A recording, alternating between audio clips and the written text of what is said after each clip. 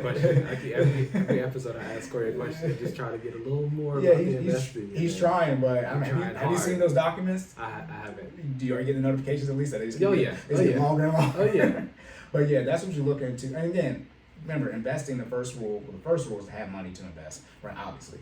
But it is to invest in things that you understand. So that, again, with investing advice, people want, I don't know what you understand. This isn't even mental makeup. I don't know what you understand. There are some people, there are farmers who like, I don't know nothing about the stock market, but boy, they know a whole bunch about that farmland, and they own a whole bunch of farmland.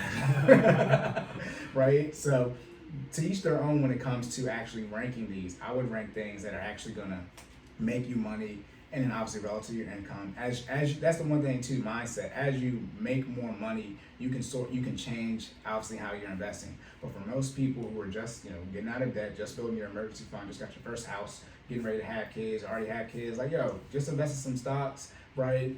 You obviously buy a home, look to paying off as fast as possible. And in the world that we live in with internet, if you can start a business, dirt cheap, right? Thanks to the iPhone and, well, not your Android, camera trash, but word to Google though, because that's what, let me not be Alphabet, should I say, by the way. You can, Google does not own themselves, they're a subsidiary. Alphabet owns them. That's like Jordan and Nike. A lot of y'all probably don't invest if you're trying to buy Jordan and you can't.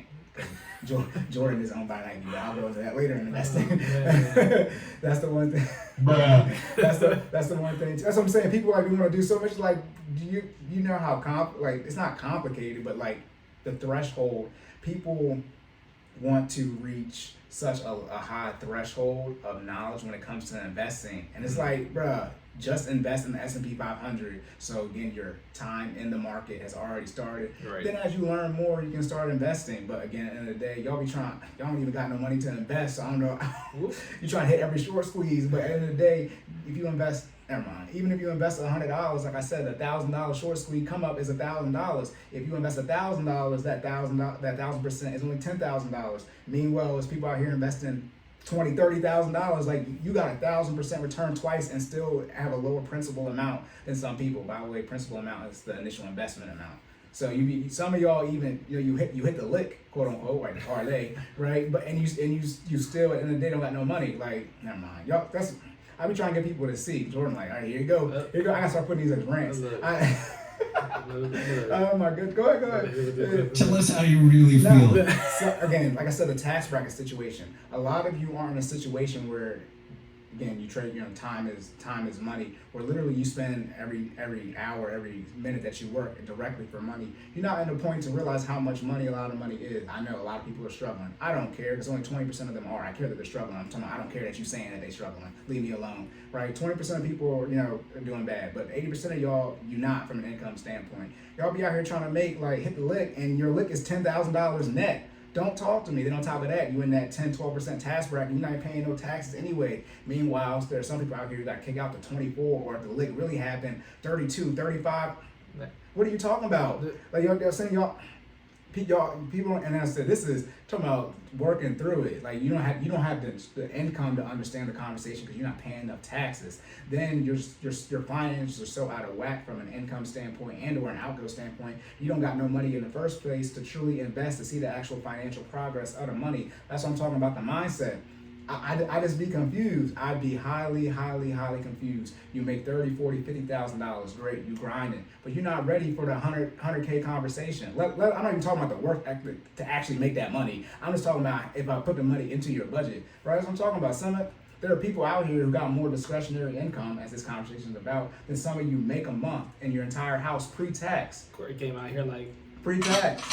Hey, locked and loaded pre-tax. There are some people, when they look at their pre-tax, there are people who have more discretionary income than that. And that's the one thing too. People be tripping. I'm not talking about people in the 1%. Well, technically, depends how you look at it. Everyone is in the 1% in America. I'm not talking about people in the 37% tax bracket who have over $500,000 in pre-tax income. I'm talking about people in the 24% tax bracket, people who make 6 figures plus, right, in that 22, 24, 32%. And it's like y'all don't, because you don't make enough money yet to understand how much the gap truly isn't, but is from a mindset standpoint. It's people only, again, you add that $50,000, $60,000, difference in income, and y'all just, I'm definitely not giving an opinion because of financial coaching. I mean, I be seeing some people, but I mean, So I make a good amount of money, but there are people who make a lot more money than me, right? As individuals, and like Jordan and his wife, because they married. Man, look, some of y'all be shocked at how much money some people make, and then you should look at the comparison of like when they have to make the decision. That's what happened to me in the AMC short squeeze, and I'm looking at like how much money people are investing, and it's like we not even in, again, like I said, I'm giving a real example. If the joint squeeze, you trying to get how much money I invested. Right. That's what I'm talking about, prioritizing these decisions, right? You need to, mental makeup, right? Figure out what you want to invest in, the asset classes, but then it actually gets down into like actually making money. When I talked about earlier, what's normalized, you internalize your environment. Right. That some of y'all don't, some people do experience it, but you're not really to actually experience the transition of actually having wealth. And then, like I said, not even wealth, generational wealth. That's a completely different mindset. And so you got, you're trying to get that money as fast as possible, but again, you're trying to like rank the asset classes. Go ahead and put, the dividend paying stocks. Oh crap, here we go. I have to just do this now. The dividend paying stocks, they pay you quarterly. So that's 4 times, 4 quarters, so 4 times a year, right? And usually there's some, like the highest are like maybe $2-3, right? That's what they pay you throughout the whole year. So let's say they pay you $1 for easy math, right? So they give you $1 throughout the whole year per share that you own. Mm-hmm. So divide that by 4, right? Quarters, 25%. That's 25 cents per share. And then people be saying, right, this is one of the reasons we're doing this, they be saying, yeah, I've been using this to pay my bills. How many shares do you need to own? Mind you, you're getting this money quarterly. It's different. Some do monthly, some do semi-annually, and some do annually. But most are quarterly. But if you get 25 cents per quarter, right, and then technically you have to divvy that out by 3, mm-hmm. right, to get the months before that. It's like, because 3 is a quarter of 12 months. Right. It's like, bro, let's say it's 30, so that's 10 cents. That's 10 cents a month. Right? Then how you paying? Let's say your bill is $100 and you get 10 cents per share. Now Cory has to do this math, but I think that's 10,000 shares. What is it? $100? That's 1,000 shares. I don't know. Okay. What's 100 divided by 0.1? He's asking Siri, guys. It's 1. Yeah, it's 1,000 shares. This is why I need my phone. This is why I need my phone. Thank you for the Apple Watch. But it's 1,000 shares. Hold on. How much do you think a stock is worth per share that's given out? Because it's 30 cents, right? So $1.20, right? Like, I mean, if you look at like Apple gives out 22 cents.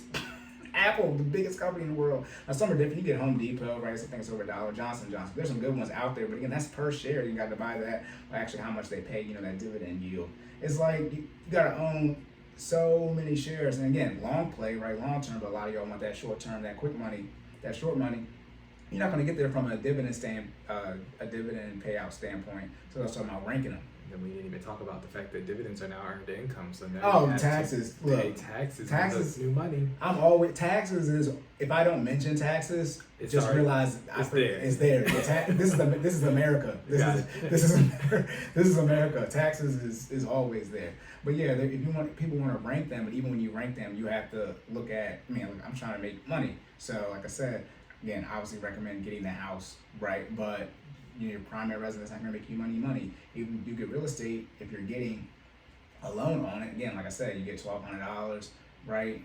The mortgage is $1,000, they pay you $1,200, and rent, that's $200 a month. But that's not net. You got to take out the taxes, the expenses, all that type of stuff. And then it's only $200.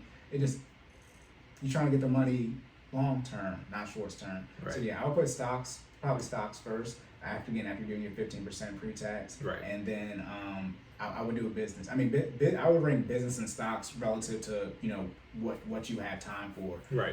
Like y'all, right, with your FinallyFit, I would do them borderline evenly, but because ownership, like again, you can, a business can turn into a stock. You can IPO, right? That's right?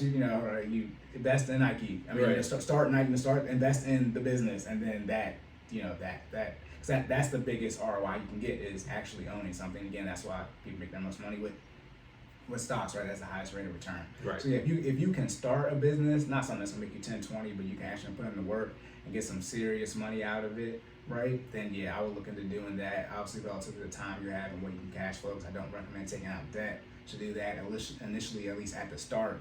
Business debt is a whole other issue, but definitely not at the start. I would recommend taking out business debt until you're consistently getting probably $20,000 to $30,000, probably at least 3 years in. People talk about how you can get a loan, and again, don't get me started. People go get the loan, right? They be writing off everything, and now you done made negative $50,000 and trying to get a loan. People do that. Everybody knows that. People will start a business, write everything off because I got a business, and then you be trying to get a loan, you can't because you ain't making no money. Yeah, so I would put stocks and businesses right at the top. Like I said, there are many asset classes, but again, like I said, the taxes also plays a role. Yep. Well, again, the goal is to pay the least amount of taxes, which is why I am not big on day trading, because day trading, you're going to be paying short-term capital gains as you're day trading, right? I mean, y'all mad at the wealthy, right, for not paying a lot of taxes. Never mind. All right, so that's why I recommend that. But yeah, I would look at stocks and businesses first. Like I said, rank necessities, then investments. Oh crap, vacations. I just rambled and talked about vacations. I did a little bit. Yeah, we touched on them a little bit. Yeah, I would talk vacations last, but it all depends. The issue is the world sort of like stuff is not what it used to be 20 years ago. Right. So you might want to go see that. I wouldn't say wait on vacations, the big vacations, until you actually, sacrifices. This is generational wealth. But unfortunately, if you aren't the wealthy grandchild with a wealthy grandparent, it's probably best for you, and not probably, it is, to wait till you have probably at least $500,000 in net worth and probably your home paid off before you start taking actually true lavish vacations. Because again, $100,000 and no debt in a house. Yeah, minimum. Yeah. I mean, because vacations aren't necessities. It's generational wealth. Unfortunately, you do not. A lot of y'all want to make the decisions your grandchildren are going to get to make. I'm gonna leave that right there. But yeah, so I recommend that. Again, you can go, like, we live in Maryland, Ocean City, Virginia Beach, right? Where do y'all go to Delaware? Y'all go to Delaware up here? Do y'all go to Delaware?